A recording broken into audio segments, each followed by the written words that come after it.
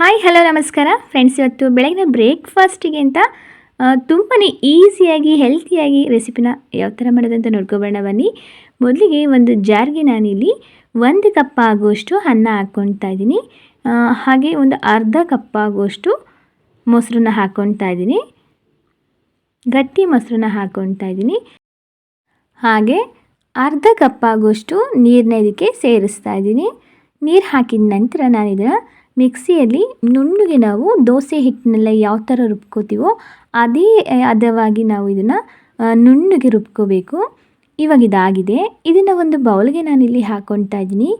Friends, ಹಾಗೆ ನೀವು ನನ್ನ ಚಾನಲ್ನ ಸಬ್ಸ್ಕ್ರೈಬ್ ಮಾಡ್ಕೊಂಡಿಲ್ಲ ಅಂದರೆ ಪ್ಲೀಸ್ ನನ್ನ ಚಾನಲ್ನ ನೀವು ಸಬ್ಸ್ಕ್ರೈಬ್ ಮಾಡ್ಕೊಂಡು ನೋಡಿ. ಹಾಗೆ ಈ ರೆಸಿಪಿ ನಿಮ್ಮೆಲ್ಲರಿಗೂ ಇಷ್ಟ ಆಗಿದ್ರೆ ನಿಮ್ಮ ಫ್ರೆಂಡ್ಸಿಗೆ, ಫ್ಯಾಮಿಲಿ ಮೆಂಬರ್ಸಿಗೆಲ್ಲ ಶೇರ್ ಮಾಡಿ.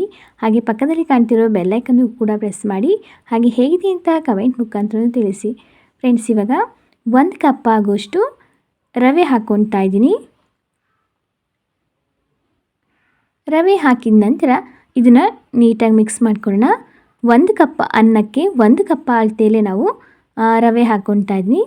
ಇದನ್ನು ನೀಟಾಗಿ ಚೆನ್ನಾಗಿ ಮಿಕ್ಸ್ ಮಾಡ್ಕೋಬೇಕು. ಸ್ವಲ್ಪನೂ ಕೂಡ ಗಂಟು ಇಲ್ಲದಿರೋ ರೀತಿ ನಾವು ಇದನ್ನು ನೀಟಾಗಿ ಮಿಕ್ಸ್ ಮಾಡ್ಕೋಬೇಕು. ನೋಡಿ, ಮಿಕ್ಸ್ ಮಾಡ್ಕೊಂಡಾಗಿದೆ. ಇವಾಗ ಇದು ಸ್ವಲ್ಪ ನಾನಿಲ್ಲಿ ಒಂದು 1/4 ಕಪ್ ಆಗುವಷ್ಟು ನೀರನ್ನ ಮತ್ತೆ ಸೇರಿಸ್ತಾ ಇದ್ದೀನಿ.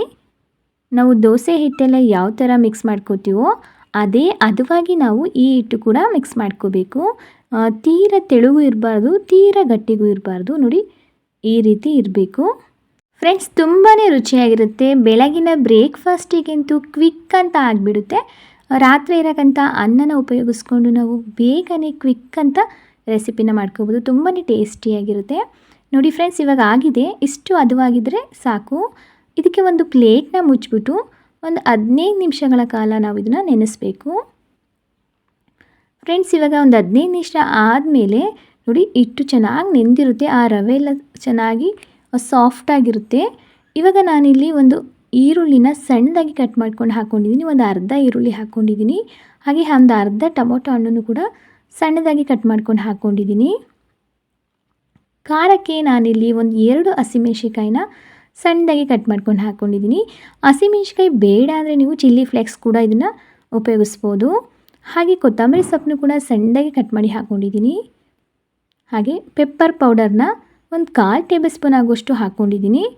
ಹಾಗೆ ಒಂದು ಅರ್ಧ ಟೇಬಲ್ ಸ್ಪೂನ್ ಆಗುವಷ್ಟು ಜೀರಿಗೆ, ರುಚಿಗೆ ತಕ್ಕಷ್ಟು ಒಂದು ಸ್ವಲ್ಪ ಉಪ್ಪನ್ನ, ಒಂದು ಅರ್ಧ ಟೇಬಲ್ ಸ್ಪೂನ್ ಆಗುವಷ್ಟು ಉಪ್ಪಿನ ಪುಡಿನ ಇದಕ್ಕೆ ಸೇರಿಸ್ತಾ ಇದ್ದೀನಿ.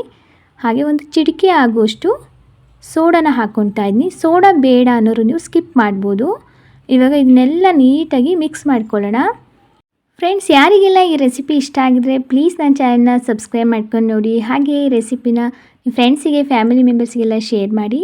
ತುಂಬಾ ಟೇಸ್ಟಿಯಾಗಿರೋಕ್ಕಂಥ, ಹೆಲ್ತಿ ಇರೋಕ್ಕಿಂತ ಬೆಳಗಿನ ಬ್ರೇಕ್ಫಾಸ್ಟಿಗಿಂತ ಕ್ವಿಕ್ ಅಂತ ಮಾಡ್ಕೋಬೋದು. ತುಂಬಾ ರುಚಿಯಾಗಿರುತ್ತೆ. ಹಾಗೆ ಮಕ್ಕಳ ಲಂಚ್ ಬಾಕ್ಸಿಗೂ ಅಷ್ಟೇ ತುಂಬಾ ಚೆನ್ನಾಗಿರುತ್ತೆ. ತುಂಬಾ ಸಾಫ್ಟಾಗಿ ಬರೋದ್ರಿಂದ ದೋಸೆ ತುಂಬಾ ಚೆನ್ನಾಗಿರುತ್ತೆ. ಒಂದ್ಸಲಿನಾರು ಈ ರೆಸಿಪಿನ ಟ್ರೈ ಮಾಡಿ ನೋಡಿ ಫ್ರೆಂಡ್ಸ್, ತುಂಬ ಚೆನ್ನಾಗಿರುತ್ತೆ. ಫ್ರೆಂಡ್ಸ್, ಇವಾಗ ಮಿಕ್ಸ್ ಮಾಡ್ಕೊಂಡ ನಂತರ ಇವಾಗ ಪ್ಯಾನ್ ಕೂಡ ಚೆನ್ನಾಗಿ ಕಾದಿರಬೇಕು. ನೋಡಿ, ಚೆನ್ನಾಗಿ ಕಾದ ನಂತರ ಇದಕ್ಕೆ ಒಂದು 2 ಟೇಬಲ್ ಸ್ಪೂನ್ ಆಗುವಷ್ಟು ಎಣ್ಣೆ ಹಾಕ್ಕೊಂಡಿದ್ದೀನಿ. ಎಣ್ಣೆ ಹಾಕಿದ ನಂತರ ಒಂದು ಮೀಡಿಯಮ್ ಫ್ಲೇಮಲ್ಲಿ ನಾವಿಲ್ಲಿ ದೋಸೆ ಹಿಟ್ಟನ್ನ ಹಾಕಬೇಕು. ತುಂಬಾ ಉರಿ ಕೊಟ್ಟು ನಾವು ದೋಸೆ ಹಿಟ್ಟನ್ನ ಹಾಕಿಬಿಟ್ರೆ ಸೀದ್ಬಿಡುತ್ತೆ.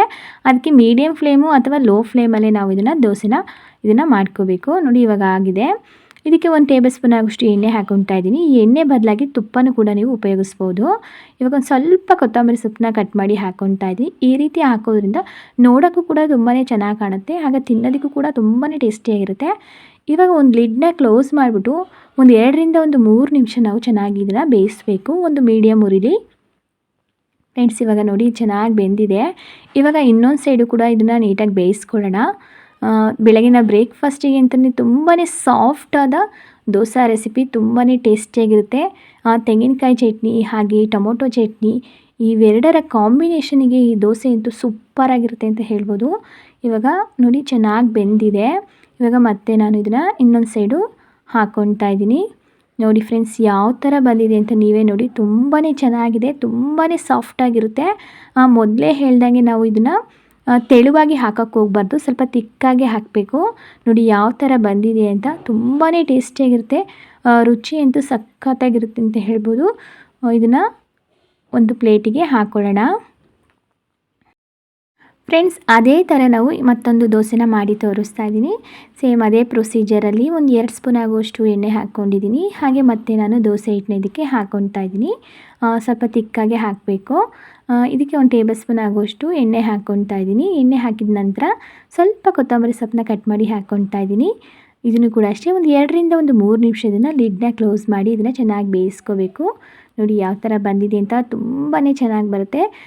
ಅದ್ರ ಫ್ಲೇವರು ಕೂಡ ಅಷ್ಟೇ ತುಂಬಾ ಚೆನ್ನಾಗಿರುತ್ತೆ. ಟೇಸ್ಟ್ ಮಾತ್ರ ಸಖತ್ತಾಗಿರುತ್ತೆ. ತುಂಬಾ ಸಾಫ್ಟಾಗಿರುತ್ತೆ. ಬೆಣ್ಣೆ ಥರ ಸಾಫ್ಟ್ನೆಸ್ ಆಗಿ ದೋಸೆ ಬರುತ್ತೆ. ತುಂಬಾ ಚೆನ್ನಾಗಿರುತ್ತೆ. ನೋಡಿ ಇವಾಗ ಆಗಿದೆ. 2 ಸೈಡು ಚೆನ್ನಾಗಿ ಬೆಂದಿದೆ. ಇವಾಗ ಒಂದು ಪ್ಲೇಟಿಗೆ ಹಾಕ್ಕೊಂಡಿದ್ದೀನಿ. ನೋಡಿ ಫ್ರೆಂಡ್ಸ್ ಯಾವ ಥರ ಬಂದಿದೆ ಅಂತ. ತುಂಬಾ ಸಾಫ್ಟಾದ ದೋಸೆ ರೆಸಿಪಿ ತುಂಬಾ ಚೆನ್ನಾಗಿರುತ್ತೆ. ತುಂಬಾ ಸಾಫ್ಟಾಗಿರುತ್ತೆ. ನೋಡ್ತಿದ್ರಲ್ಲ ಯಾವ ಥರ ಇದೆ ಅಂತ ಫ್ರೆಂಡ್ಸ್. ತುಂಬ ಟೇಸ್ಟಿಯಾಗಿರುತ್ತೆ. ಹಾಗೆ ಕೂಡ ಟೇಸ್ಟ್ ಮಾಡ್ಬೋದು. ಇಲ್ಲಾಂದರೆ ಕಾಯಿ ಚಟ್ನಿ ಹಾಗೆ ಟೊಮೊಟೊ ಚಟ್ನಿ ಕೂಡ ತುಂಬಾ ಒಂದು ಒಳ್ಳೆ ಕಾಂಬಿನೇಷನ್ ಅಂತ ಹೇಳ್ಬೋದು.